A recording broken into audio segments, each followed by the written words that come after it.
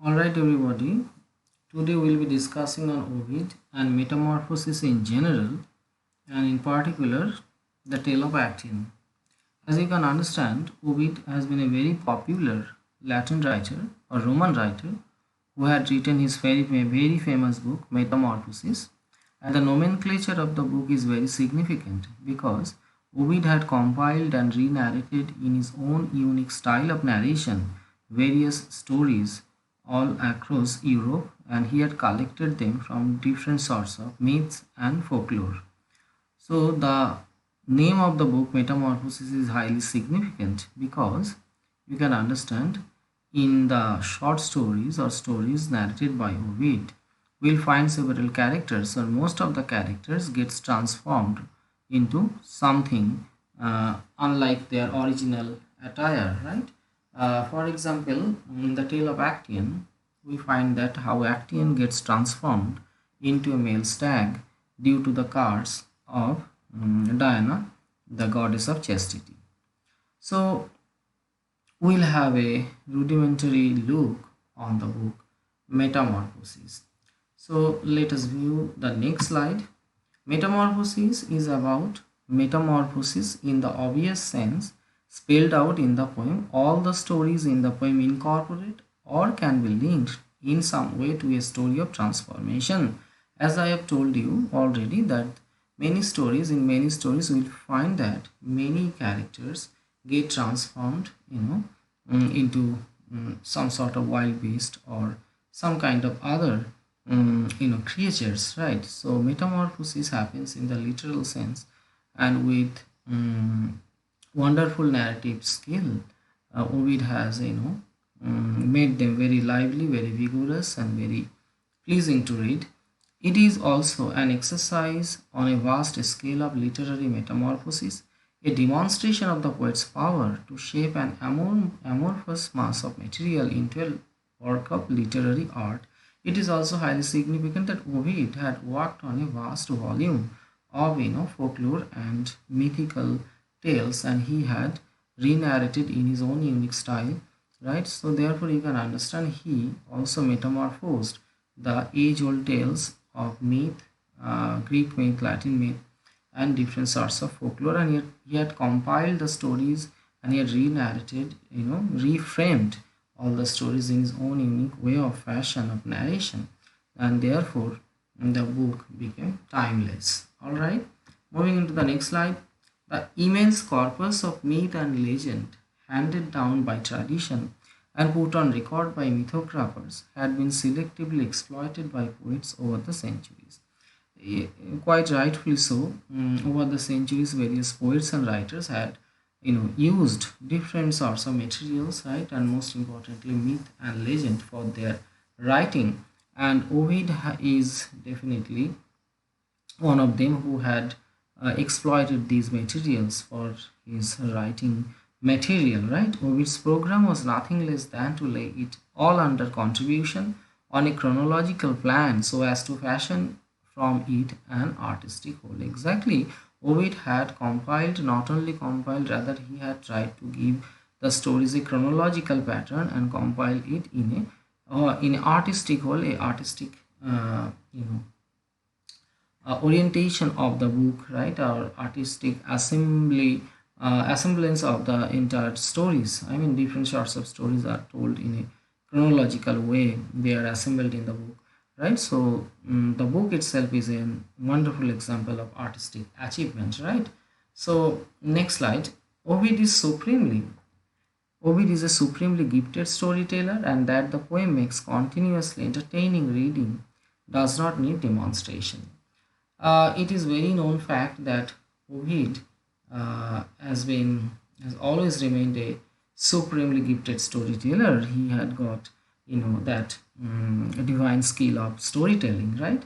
And the poem makes continuously entertaining because the reader never gets bored, while reading Ovid and Ovid's Metamorphosis. So his way of narration, his demonstration that is tinged with humor and irony and a sort of sympathy. So you can understand his philosophy of life often, Ovid's philosophy of life, to be precise, often gets reflected in his stories through the characters and their suffering. The metamorphosis describes a world in a state of perpetual flux, a flux in which no identity is secure and nothing is certain but uncertainty.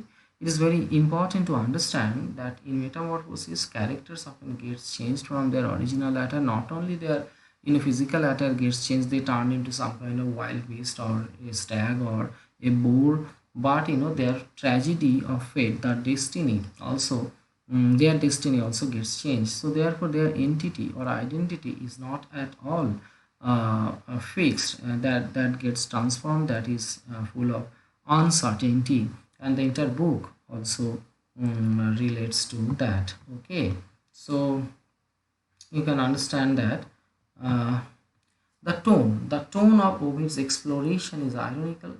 He views human life as a tragicomedy. His humor is not frequently black and sometimes macabre. His attitude is that of a detached observer, recording with sympathy rather than sharing with empathy the emotions of his characters as he documents what the soul of man is capable of enduring when subjected to ultimate breaking strain. The tone of Ovid is very, very important. How Ovid visualizes the stories and how he narrates his philosophy gets reflected in the stories that he narrates in the book. And not only that, his outlook towards life, that is humor and his irony, and how he narrates the stories from a distanced point of view, from the perspective of a detached observer. That is very important. Therefore he can assess, therefore he never gets very um, linear or very biased at all, right, due to his condition of detached observer, right. And then, well, the dominant character in the entire book, in the Metamorphosis, however, is the poet himself. Why so? Because it is his mind, his animus, the indestructible part of him that has brought the poem and the world it portrays into being, and it ends with his own apotheosis. It's very significant that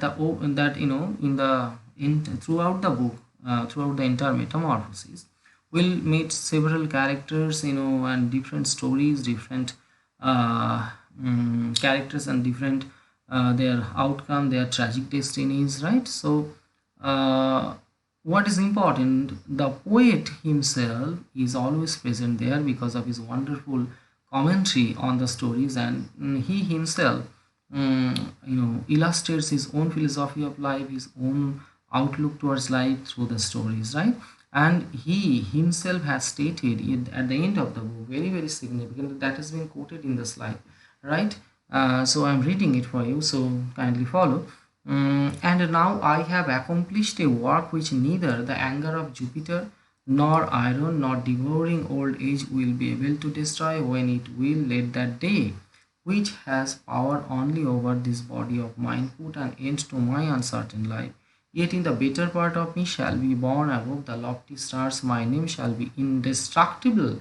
Wherever the power of Rome extends over the conquered lands, I shall be read by the voice of men through all ages. If prophets prophecy truly, I shall live in fame. And you can understand entire passage refers to the fact that Ovid is absolutely confident that he will be famous after the publication of the book, or the book has got that potential, that sort of potential, that Ovid will be always famous, right? Because as long as Roman Empire exists and Roman Empire extends over the conquered land, and he is very important remark that I shall live in fame, and he himself had written these statement at the end of the book, right. And that's all, more or less, about Metamorphosis. Now we'll be moving on to the tale of Actaeon. That is one of the tales that is in your syllabus. That is book 3. That is called Book of Bakers. We will find there the tale of Actaeon. Very famous tale, very known tale.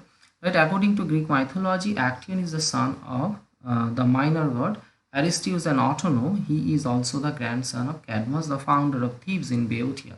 This is the parental information of Actaeon, but what is important to understand that he has been the grandson of Cadmus. Cadmus is no ordinary man, he is the founder of Thebes, and Therefore, you can understand that the pathetic death of or murder of Actaeon, is certainly a disgrace to the kingship of Cadmus, or the legacy that he had introduced in the city of Thebes, the great city of Thebes. Actaeon, the Boeotian hero, I mean the place is called Boeotia, where the city of Thebes has been established by Cadmus, the grandfather of Actaeon, right? And Actaeon is a hero and hunter, used to hunt in the nearby jungle along with his peers. Is very obedient hunter dogs, and definitely in those days princes used to along with his friends and peers and wild hunting dogs, they used to hunt, and that was their a kind of hobby, you might say, right?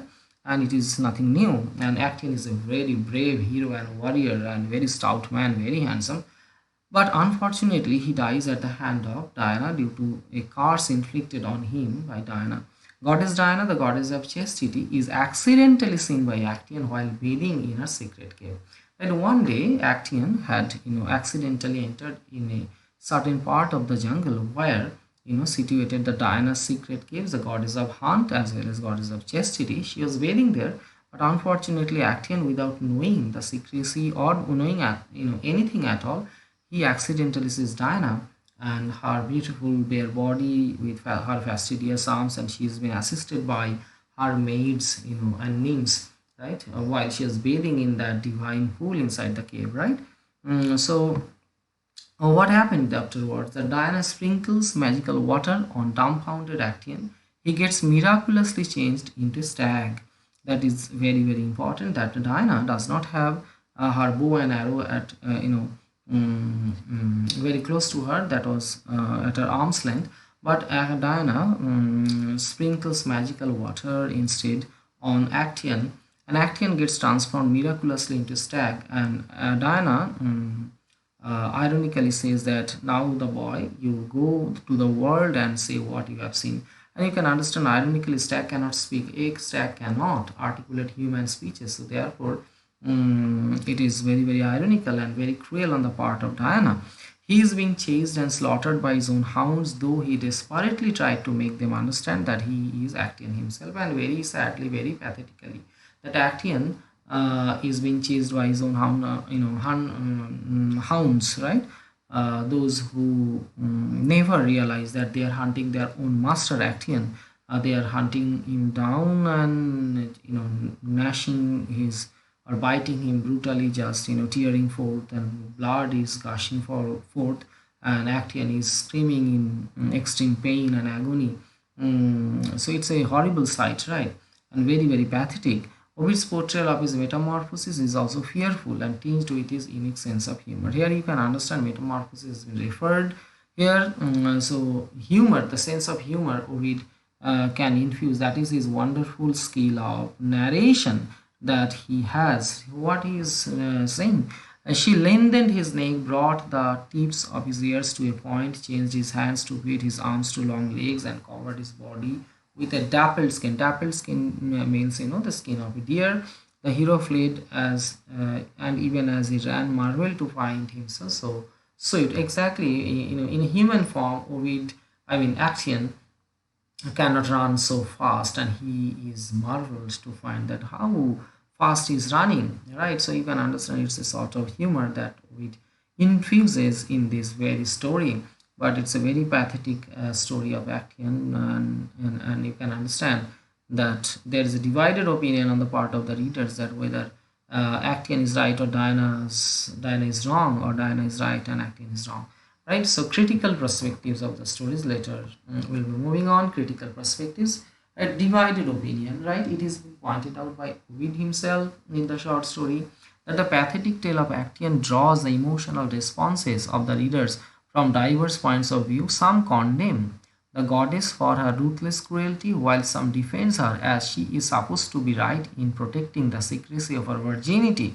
Ovid reflects on this issue of divided opinions. Ovid had himself, commented on this, because you can understand some supported Actaeon because it is too cruel on the part of the Diana to kill Actaeon, such an innocent man, while some supported Diana that she is absolutely right in protecting the secrecy of her virginity. Some thought that the goddess had been too cruel, others praised her and declared her act In keeping with our secret chastity, both sides could justify their views, and you can understand Ovid is such a subtle and very brilliant writer, very intelligent writer, that he is throwing these opinions, divided opinions, to the readers to choose from, right? And then next, metamorphosis, right? It is commonly observed that in the most of the tales told by Ovid, in many characters gets transformed from their original attire to something else. Actaeon similarly gets transformed into a stag, and he gets literally metamorphosed, and there he suffers due to his metamorphosis because he's hunted by his own wild dogs, and there he dies. Right? It's a sort of murder, terrifying murder, right? And next slide, that is tragedy of destiny. Tragedy of destiny is also linked with this metamorphosis, and you can understand, akin to Greek tragedy, the tale of Actaeon adheres to the tragic fall of the protagonist due to the overwhelming presence of dark, inscrutable fate. The hero becomes a victim of dark destiny, as you can understand, as you know, that Oedipus the king, it is the example of classical tragedy where Oedipus is not responsible for his downfall, rather he had become a victim of destiny. Here similarly we can say that Actaeon is not responsible for his pathetic murder, rather he had become the victim, a very pathetic victim of dark destiny. All right, so these are the political perspectives that we may draw from the short story, or the tale of Actaeon, that is narrated by Ovid in his book 3. Right, so that's all for now, and a very important thing, kindly like and subscribe my channel so that I can provide you with many more videos. Thank you all. Have a wonderful time.